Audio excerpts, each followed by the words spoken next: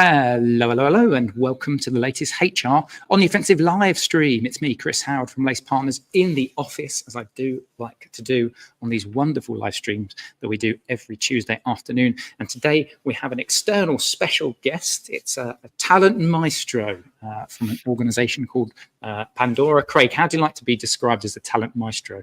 It's unusual. You had me as special guest, but then talent maestro. I mean, that's a step too far, my friend.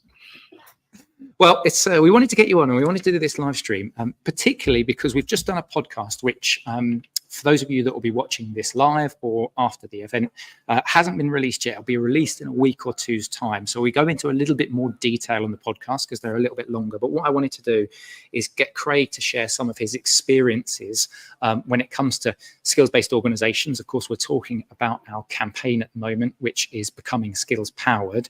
And I wanted to get Craige to just talk us through a little bit of a kind of story and bring it to life a little bit. So we will go into that, but I wanted to just kick off first, Craige, by let's set the scene. We kind of do this in the podcast, but I wanted to get your kind of views, and we talked about this in detail, but maybe just give us a minute or two, your views around skills strategy, because there's lots of talk amongst HR professionals, amongst talent professionals around moving to skills-based organization approaches. How, we've got CPOs talking to us saying, oh, this is something that we need to be thinking about. But you came up with some quite interesting kind of thought-provoking thoughts around things to be thinking about when it comes to skills strategy. So can I just get a nice general sort of overview as to, okay, if you're listening to this live stream for the first time, you're thinking about what should we do with our skills strategy? Here's my kind of one or two tidbits that I'd leave you guys with. Of course, and thanks for having me, Chris. I've worked in and around skills for quite a long time, and the lesson I've learned is skills have always existed. We've always expected for people to have skills, to develop skills, to apply them. I think what's different now is there's such a prevalence of technology, and the accessibility of who has what skills poses a conundrum. And so often when I hear people talk about a skills strategy, it raises a level of nervousness, because your skills strategy shouldn't be isolated. It should be connected. You've got one business strategy that's enabling your business to deliver a performance. Your skills and your people strategy should really be connected in service of delivering that. And so I always ask the question when people talking about a skill strategy, in service of what? What's it connected? What's the outcome? Who's the target audience? What are you trying to drive? And more importantly, how would you measure the outcome if you invested in that? Yeah, that's a really, really good point. So can you give our listeners just a little bit of maybe a little bit of an overview, a little bit of some essentials? So if you're going to do one or two things, start to think about these things. The first thing I'd say is prioritize. If you try and tackle all the skills required within your organization, you're going to be in a swamp fest. And that comes from experience, my friend. So what I'd say is that being ruthlessly clear around what do we need to achieve in our business, what are the skills that we need to deliver against that, and then take it a step further and saying, within those skills, what are the specific roles that are critical in delivering that, and what do those roles need in terms of a skill? And then even in that, I then go one step even further and say, within those critical roles, what roles are going to deliver further and faster for our business now? And what that nicely does is it just transitions you into a very, very prioritized list around where you'd build your focus of your investment. But also you can articulate why you'd invest in those skills, because you can then link it back to, but what value is it going to drive for the business and the business performance?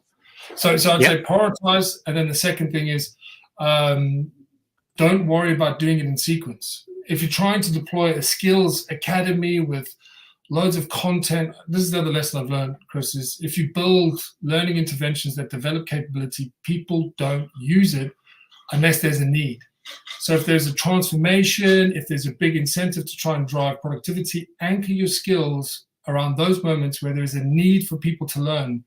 Because this is the other thing, people will only learn if there is a need, I would say. Yeah, 100%. And it's tapping into the human desire to learn, but it's actually tapping into what do I need? Like, it's the selfish side of it. Like, I'm only going to learn what I feel like I need to learn to advance myself, to advance my career, to advance my personal development. And then the business, from the business side, it's okay, well, what do we need you to learn to be able to get to where we want to get to as well?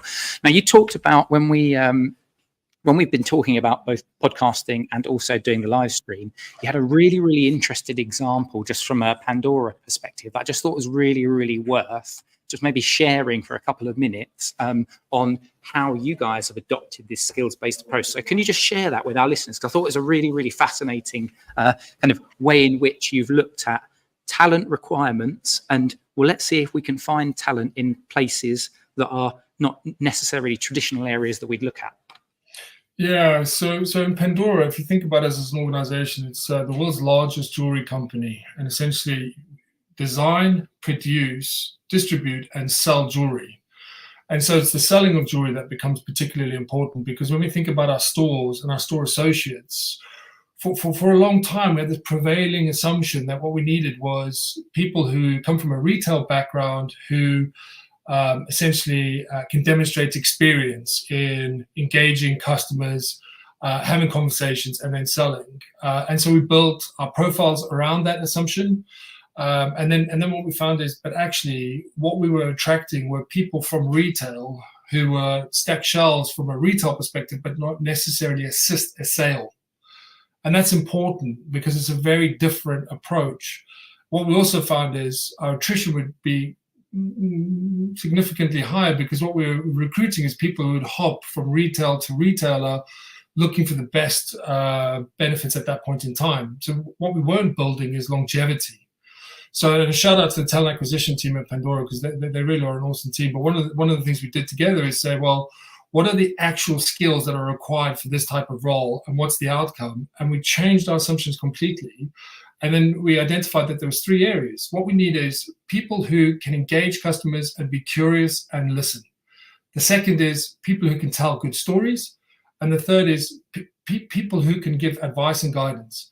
And when we applied that and built that into our assessment process, what we started finding was we did a retrospective analysis of the most successful hires in the previous 6 months.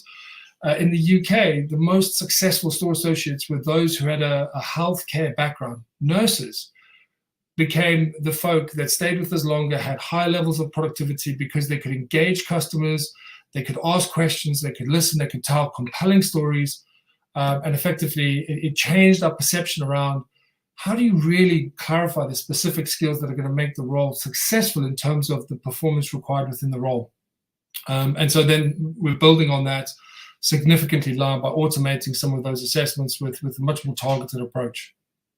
I really, really love that. And I think there's a trap that many organizations and also talent professionals, and actually, even if I think about my own background, I've worked in the recruitment industry, there's a danger of always just falling into, let's do what we've always done. So I love this kind of, this different way of thinking. And I think that's really what the essence of a skills-based organizational approach is all about, isn't it? It's about how do we do things differently?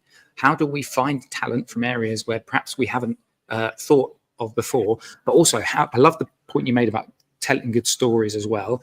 And also, how do we drive our business objectives through a skills-based organization approach, rather than just, this sounds like the next big thing, this sounds like everyone's talking about it as the evolution. It's how is it going to link back to the value add within our business? And you guys have used the data, you've used analysis to be able to say, okay, we've got an option here to almost get a little bit of ahead of the curve, really, in terms of the way in which we attract people. So I absolutely love that. We've got just probably a minute or so left. So as we wrap up today's very, very quick live stream, and of course, as I say again, if you want to check out the podcast, it'll be out either next week or the week after, so keep an eye out for that one. Is there any kind of final bits of advice you'd give to any HR professional listening into this that's either thinking about what we're doing with our skills strategy, how do we implement the skills-based approach, any just kind of final tidbit that you'd leave somebody with?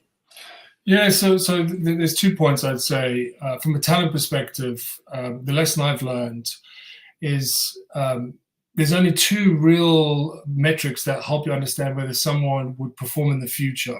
There's 2 criteria. One is past performance, and their ability to learn, learning agility.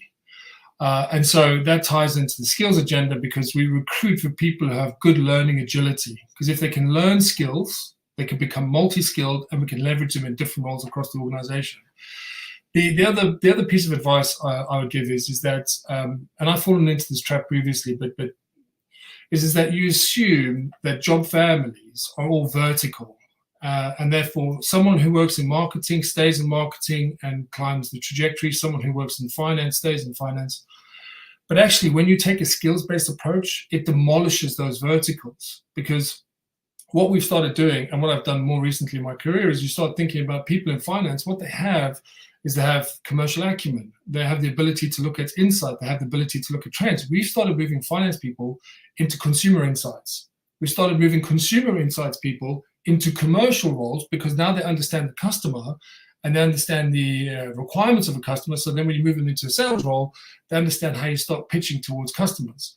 And so the thing that I'd say is, and that's where technology becomes really interesting, is how do you connect the skill of an individual to the opportunities in the organization without us making judgments around how you do that? And so, I mean, I'd look at those two areas.